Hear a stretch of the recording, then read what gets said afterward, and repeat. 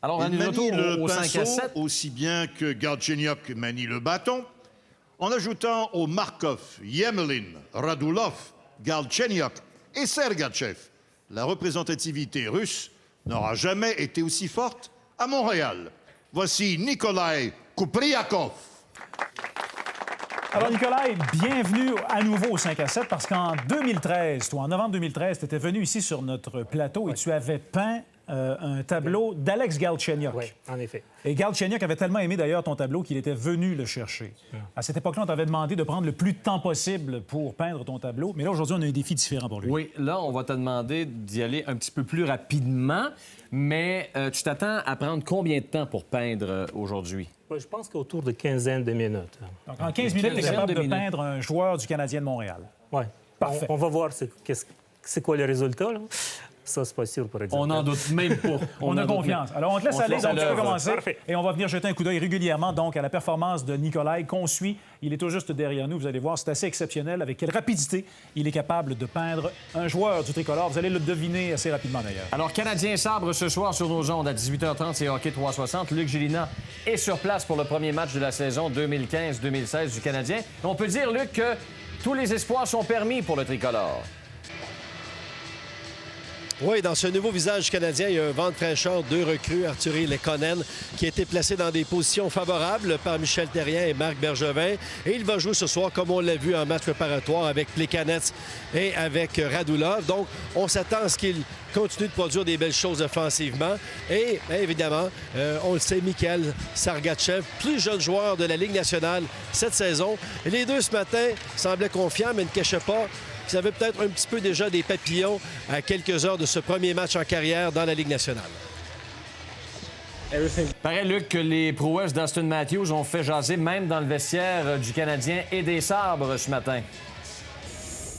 Alors, on est de retour avec Bernard et Philippe. Tantôt, on a parlé de Jeff Molson. On va s'attarder maintenant sur le travail ou la saison qui attend Marc Bergevin et Michel Therrien. Commençons par le directeur général. Bernard, il a été très actif au cours de l'été. Comment tu évalues le travail de Marc Bergevin de l'été dernier? Bien, je trouve qu'il a fait ce qu'il avait à faire. Tu sais, on connaissait les faiblesses de l'équipe à la fin de la dernière saison. Ça prenait un peu plus de buts, ça prenait un peu plus de leadership, ça prenait peut-être un changement important à la défense. Et il a tout fait ça. Et dans ce sens-là, je dois dire qu'il m'a assez impressionné. Et en plus, pour finir le plat, il a fait en fin de camp d'entraînement ce qu'on n'a pas vu souvent chez le Canadien, c'est-à-dire intégrer des jeunes à la formation. Donc, comme rôle de directeur général, on va voir les résultats, mais jusqu'à maintenant, Bergevin a vraiment fait son travail. Dans une ligue où, on le sait, c'est difficile d'effectuer des transactions, d'effectuer des changements, parce qu'on a différents barèmes à respecter, comment tu évalues le travail de Bergevin? Bien, je pense qu'il s'est placé dans une position où il était obligé d'agir. Moi, je continue de penser que le Canadien, au cours des dernières années, n'a pas su s'y prendre correctement avec Piquet Subban. Ce joueur-là aurait dû, dans un monde idéal, rester à Montréal, être la pierre angulaire du Canadien pendant des années, un joueur spectaculaire, un talent unique, développé par l'organisation et qu'on n'ait pas été capable de pousser cette expérience-là jusqu'au bout. Pour moi, il y a une grande part de responsabilité qui revient à la direction hockey. Il n'a pas livré la marchandise comme entraîneur. Il a été le premier, selon moi, à tomber sur la panique au moment où Price est disparu. Il n'a jamais été capable de prendre le dessus, de ramener son équipe, de faire oublier à l'ensemble des joueurs que Price n'était pas là et qu'il fallait qu'il fasse quelque chose. Écoute, combien de fois est-ce qu'on a vu cette équipe-là mal préparée quand elle a sauté sur la glace en début de match? Ça prenait une période et demie avant que les joueurs se ressaisissent. Et toutes sortes de gestes comme ceux-là qui ont fait en sorte que Therrien avait l'air d'un gars super fragile. On voyait qu'il n'y avait pas de communication avec ses joueurs. Donc, sa fiche de l'an dernier fait en sorte que, plus évidemment, ce qui est arrivé, l'élimination rapide, fait en sorte que là, il est très vulnérable quant à moi. Et s'il n'y a pas un bon mois d'octobre, ça peut arriver très rapidement qu'il soit le premier à sauter, effectivement. Bien, c'est sûr que c'est toujours l'entraîneur qui est sur la corde raide. Dans tous les sports, dans toutes les organisations, c'est comme ça que ça se passe. En ce début de saison? Oui, clairement, parce que l'équipe, Bergevin l'a dit, ressemble de plus en plus au plan qu'il avait en tête depuis son arrivée à Montréal. Alors, une fois que le directeur général dit « Regardez, là, ça, c'est mon équipe, ça me ressemble. S'il n'y a pas de résultat, il ne dira pas « C'est de ma faute. » Il va regarder ailleurs. Maintenant, je trouve que l'an dernier, puis je suis d'accord avec la plupart des points que Bernard mentionne, je trouve quand même qu'il a été abandonné à à son sort en partie hier, Terrien. Il n'y a pas eu d'aide de son directeur général et ça a été difficile pour lui. Moi, la question que j'avais en ce début d'année, c'est est-ce qu'il sera encore capable d'incarner l'espoir? Parce que dans le sport, il faut que tu sois capable d'incarner l'espoir auprès des fans, auprès des joueurs. Et de ce côté-là, le Canadien a réussi, je pense, à renverser la tendance, à faire oublier en partie aux gens la dernière saison, ce qui lui donne comme une nouvelle vie, une deuxième vie qui est peut-être sur des assises plus solides qu'on peut le croire après ma barre. Mais ne lui souhaitons pas de malheur. Mais si, par exemple, ça devait véritablement mal aller et qu'on disait, on remerciait donc Michel Terrien, est-ce que Kirk Muller, qui a été embauché, entre autres, pour relancer l'avantage numérique... Beaucoup que Jeff Molson veuille se rembarquer dans l'épisode d'un entraîneur unilingue anglophone avec le Canadien. Maintenant, est-ce que Kirk Muller peut apprendre le français? Ça, c'est certainement possible. Mais l'autre question aussi qui est assez importante, est-ce que c'est un gars qui est fait pour être entraîneur-chef ou pour être un solide adjoint? Ça, là-dessus, je pense qu'on peut avoir un débat. Excellent, Philippe. Merci beaucoup, Bernard. Merci, messieurs. Bonne saison de hockey. Merci. Bonne saison. C'est parti. Ça débute ce soir sur les ondes RDS. Oui, espérons que ça va un petit peu mieux aller. Alors, notre peintre, Nicolas, derrière nous, qui poursuit sa toile. Tu as dérangé quelques occasions. Ben écoute, évidemment, il est filmé en continu. Ça regarde très bien. Et là, je pense que le joueur mystère du Canadien, on commence à le reconnaître. Tu le reconnais, PJ? Bon, c'est pas Dernay. Non. Est-ce que c'est Al Montoya? Camden? Non, ça n'est pas non plus. C'est absolument magnifique. C'est magnifique. Et ça fait quelques minutes seulement que tu as commencé. C'est génial. Vraiment, là. On te laisse continuer. Je m'accélère, non? Non, mais déjà, je trouve que tu vas très, très vite. C'est très beau. Dans mon salon, chez moi, ça va être parfait, ça. Je ne pense pas que ça va se retrouver dans ton Ça, c'est un salon. don de 1 000 On va voir qu'est-ce qu'on va faire Voilà la avec cette grande toile-là. différence. Bon, on parlait de l'attaque encore une fois, messieurs. Comparé à l'année passée, c'est difficile. L'année passée, c'était peut-être notre meilleure ligne. Alors, avec Fleischmann puis Dale Weiss. Pour moi, il va être bon, mais pour moi, la ligne de l'année passée était incroyable. C'était le succès des Canadiens au commencement de la saison pour moi. C'était la profondeur. C'est différent de le temps que nous autres, on jouait. Le troisième ligne, c'était plutôt défensif, mais aujourd'hui... Il y a un petit peu d'attaque. Ils sont capables de marquer des buts. C'est ça, la ligne d'aujourd'hui. La troisième ligne d'aujourd'hui a besoin de coups de patin, puis ces trois-là vont être fun de regarder. Mais t'as fait des gros yeux, toi, quand Yannick a demandé est-ce que c'est une des bonnes troisième lignes qu'on a depuis... Parce que l'an passé, lorsque ce trio-là a bien fonctionné, les deux premiers trios, il y en avait toujours un en panne. Cette année, on espère que les deux premiers trios vont être capables d'être productifs et être capables de remplir le rôle qu'on leur donne. Donc, quand je regarde Dernay, c'est pas un géant. Daniel Carr, c'est pas un géant. Puisqu'on parle de l'attaque, un des aspects importants de l'attaque, évidemment, c'est l'avantage numérique. Et Gaston, ça fait quelques saisons que ça marche moins bien du côté du tricolore, cet aspect-là. Mais là, Kirk Muller est de retour. C'est la solution, selon toi? Ça me fait rire, parce que là, Kurt Muller... Non, mais il y a eu du succès avec le Canadien la dernière fois. Négatif. Non, je suis pas négatif. Tu commences très mal ton année. C'est pas positif, Cass, mais c'est pas négatif. Je suis d'accord avec toi. Il y a un philosophe qui a dit il peut pas jouer. Il ne marque pas de but. Il peut enseigner, par exemple. Non, il peut enseigner, mais je pense que l'athlète va passer par voie. Il ne faut pas oublier que Markov a une excellente vision de jeu. Donc, tout ça mis ensemble avec Kurt Muller qui va les amener à être beaucoup plus en mouvement, prendre des lancers, aller au filet. Oui, Kurt Muller va avoir un rôle à jouer, mais le rôle, c'est sur la glace, ça se passe. Dans le vestiaire, sur un tableau, là, je sais de quoi je parle. C'est facile sur un tableau. Pour moi, je vais donner un peu de crédit. Kirk Muller, oui, très important, Weber, mais aussi, depuis le temps qu'on avait Kovalev, on manquait quelqu'un sur le demi-mur. Je pense que c'est Radulov ou même Galchenyuk cette année qui va être... Ces deux-là vont travailler ensemble, pour moi, sur l'avantage numérique. Ces deux-là vont être le pièce qui manquait. L'année passée, on n'était pas sûr avec Galchenyuk. Maintenant, il y a de confiance comparé à l'année passée. Radulov est là, est capable de faire des passes, de lancer ou attaquer le filet. Alors, pour moi, avec ça... L'attaquant a besoin de baisser pour défendre le jeu de la demi-mur, comme Kovalev. Puis maintenant, un gars comme Weber ou Velt. Maintenant, oui, c'est ça. OK, excellent. À vous aussi. Bonne saison. Excellente saison. Puis, il y a une conclusion qu'on peut faire. On Non, on était a plus de de temps, loin la- le meilleur duo.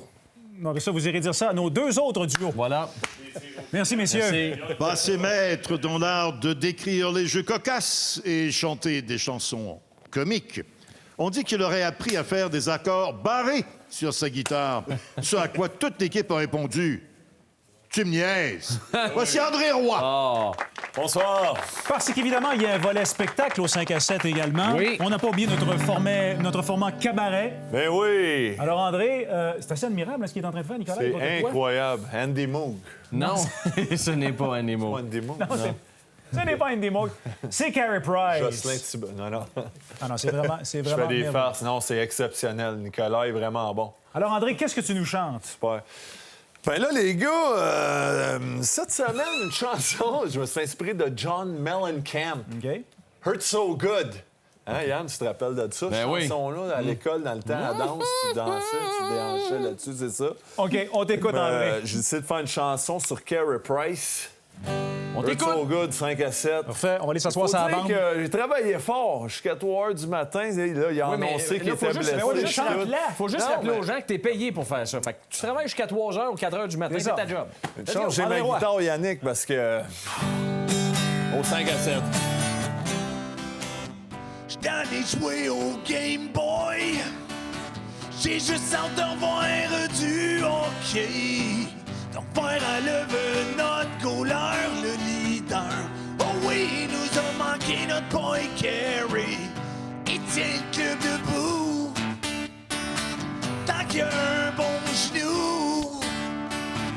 Devant son filet, il est bien smooth Carey. Un bon atout et une solide méthode.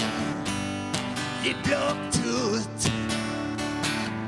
À Montréal et puis même sa route, c'est lui le meilleur. Ça y a pas de doute, Carey. Il bloque tout.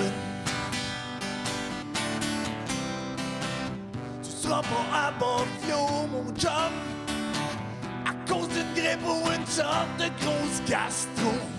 En autant que t'es pas trop KO, fais-nous bomber le même scénario. We carry des nous. Jure-moi que c'est pas ton genou. T'es indispensable au club de We Carry. Pas tes vitamines, le frais de caillou, baisse-toi. T'es bloque tout.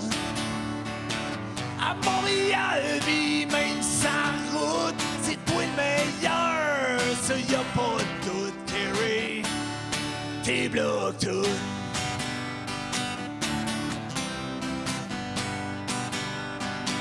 Je ne sais pas quand tu reviendras, pourvu que ça prenne pas trop de temps. J'ai rien contre le Montoya, mais je l'aime assis au banc. Carey, on t'attend. Ah ouais, Carey, là, niaise pas, là. Coup de liquide, puis du repos. Fais les 3 hauts, là. Sirop dodo, puis Nintendo, c'est ça. Mais nous, on compte sur toi. T'es notre numéro 1. Parce que t'es bloque tout. À Montréal, vie, même sa route, c'est toi le meilleur. Ça y a pas de doute, Carey. T'es bloque tout.